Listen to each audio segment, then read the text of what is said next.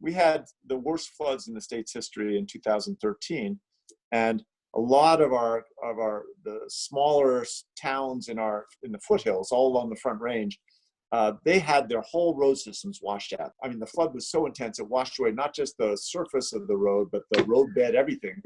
And we promised to get people to come into, we get their at least temporary roads and bridges back in.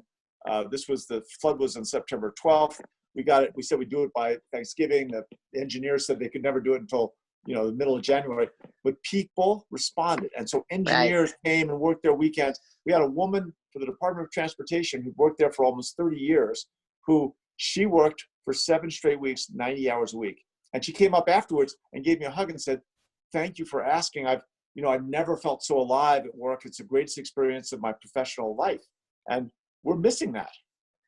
We are definitely missing that. And I think, again, it's one of the reasons I'm so excited you are running for the United States Senate, and hopefully will be seated in the Senate in January.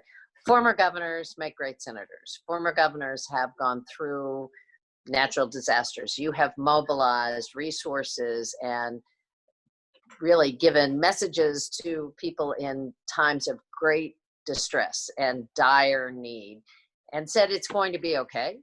And my job is to keep you safe and secure. And my job is to make sure this happens.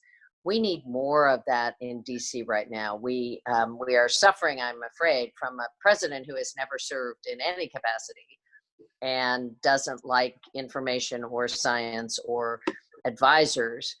But the more that people are in the branches of government, in the House and the Senate, who actually come with that spirit, are ready to go to work, are ready to take care of the American people, I think that's good news for the country.